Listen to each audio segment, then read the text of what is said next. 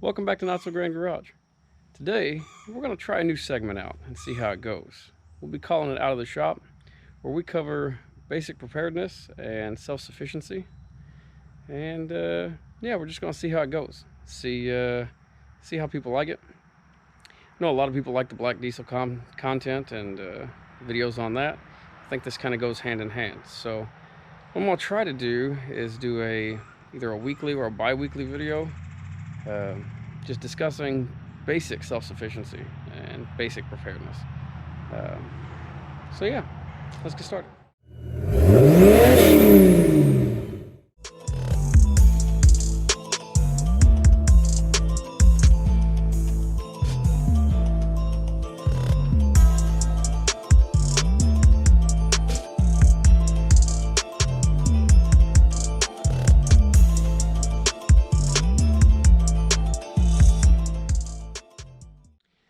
So first up, preparedness and self-sufficiency. How I define them. Um, Mosquitoes. I define both as pretty well being able to handle your basic needs, be able to eat, drink, sleep, and provide basic medical needs without outside help, without outside intervention. So, I also consider like a preparedness more is along the short-term lines, where self-sufficiency is more long-term, and that's more where I'm focusing on. But all of this information could be applied to either or, whatever your situation is.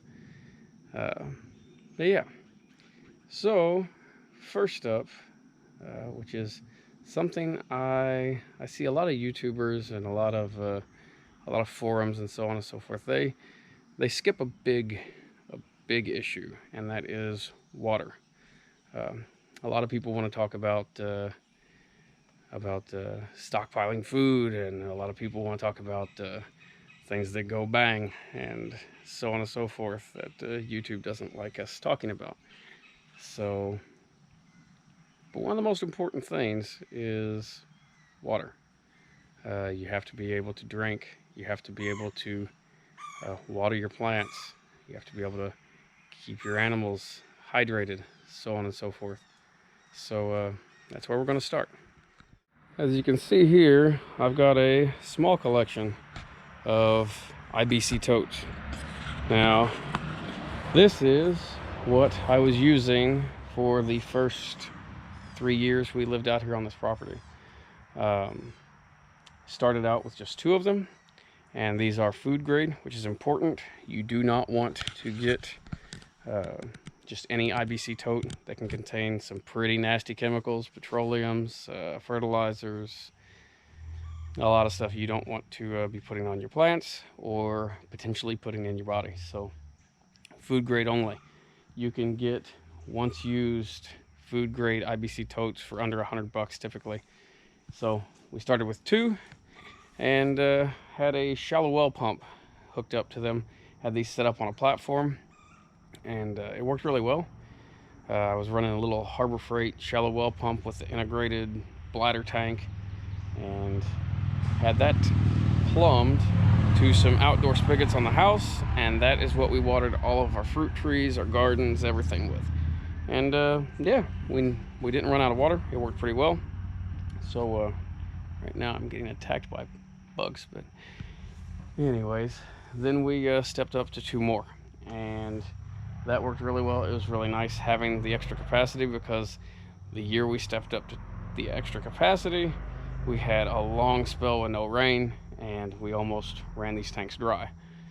And since then, I had been wanting to upgrade, which I'll probably post some pictures of the pump I was using and everything with this setup, and some pictures of the platform and everything it was sitting on. But yeah, so now we are upgrading. We've got one so far. This is a 1,500 gallon tank. We will be running a second 1,500 gallon tank over here, and a well house between them.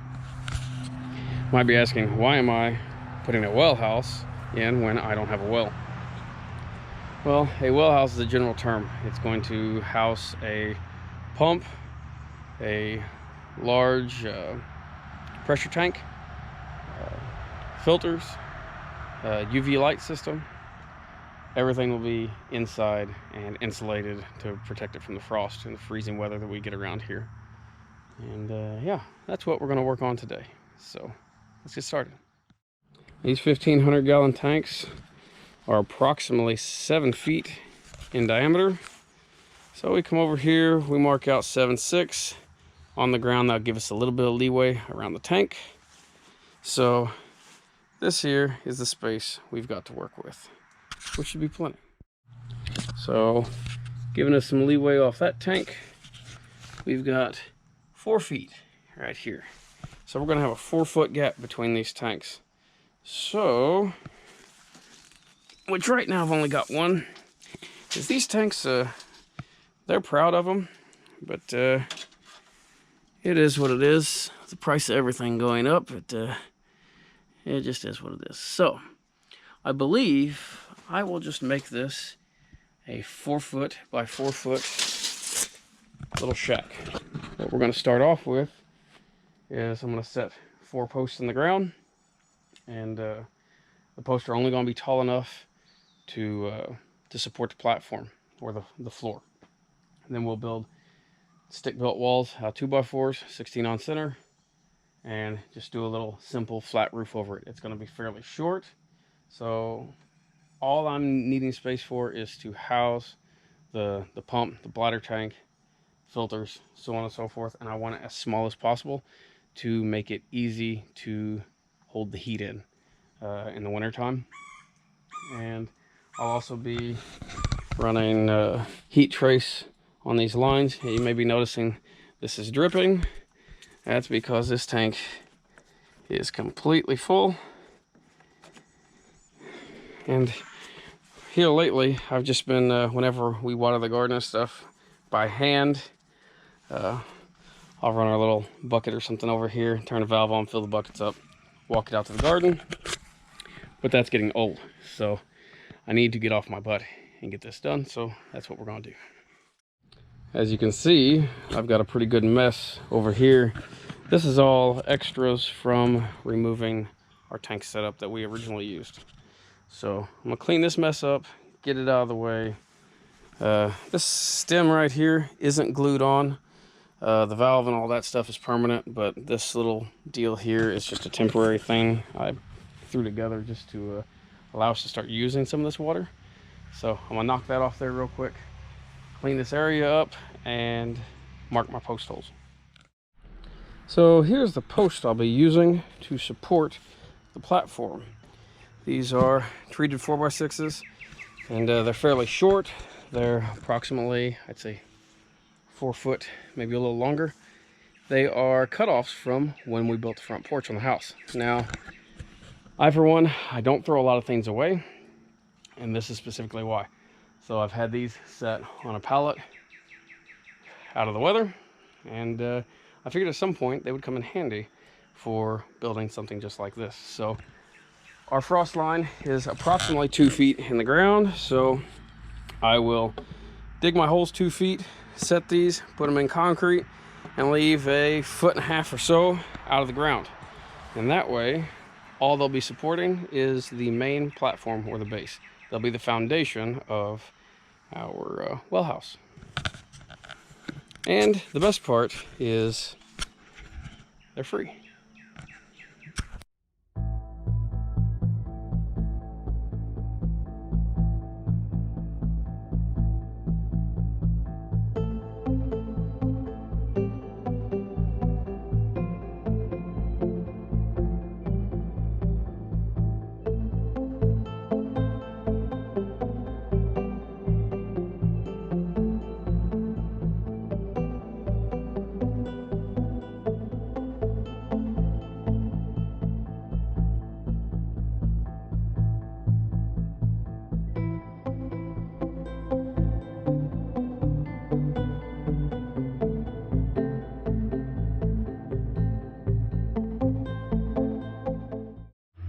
I've got where our platform is going to sit roughly.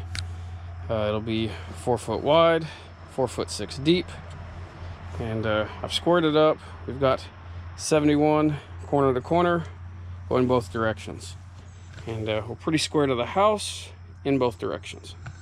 So I should be able to punch my post holes right there in all 4 corners. And with what I'm going to be using to support the weight, I'm going to run 2x6s for the floor joist, and the 4x6 post should be plenty. There's not going to be a lot of weight on it, so it's probably overkill, but I'd rather it be overkill than not. So yeah, and it won't be perfect, and I'm not too worried about that. I'm not a contractor, so it'll be good enough for what it is, and it'll be getting sided, metal roof on it. And eventually, if you see, height-wise, our tank is below this window here.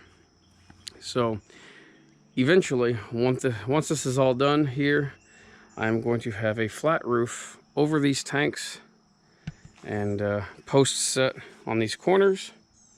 So this whole thing is going to be basically under roof, and may get some lattice or something like that along the front of these tanks. Just something to pretty it up a little bit. So yeah. Anyways, I'm gonna go on and get these post holes dug and see how it works out.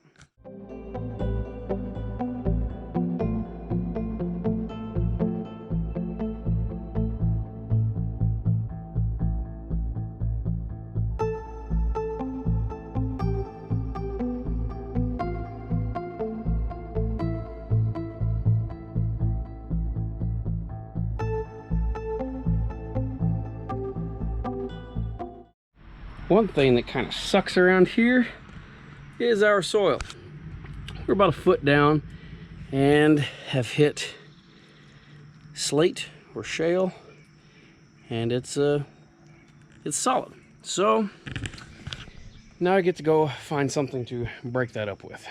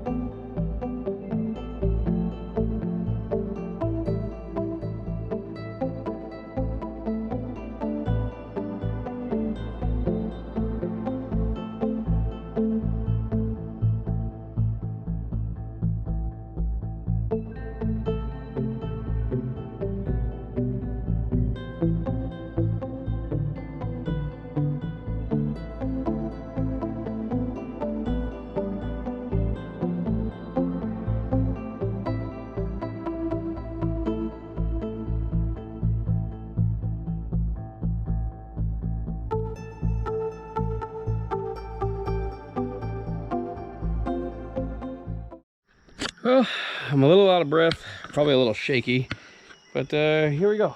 We got our 4 post holes set. They're not perfect, but at this point, it is what it is, because I'm hitting solid rock, and I have nothing to get through it. They're all down to about 20. 2 of them are at 24, which is perfect. 2 of them are at like 20, so we'll make do with that. We'll be pouring concrete around them, so it's not a big deal. So that's what we gotta do next. I'm gonna go grab the Quikrete that I got, which, by the way, if you need it, damaged bags, like places like Lowe's, your big box stores, typically they'll sell them for like 50 cents or $1 a bag. So on our way in, I noticed I only needed 2 bags for what I was doing. I noticed there were 2 bags right there on the corner, 2 80-pound bags with the corners knocked open, but they weren't dumping anything out or anything. So I let them know that there were 2 torn open bags out there. Got them for $1 a piece. So $2 in concrete instead of probably what, 15, 20 nowadays. I haven't priced any new lately, but yeah, I'm gonna go grab them and get these posts leveled up, pour concrete, and let it set up overnight.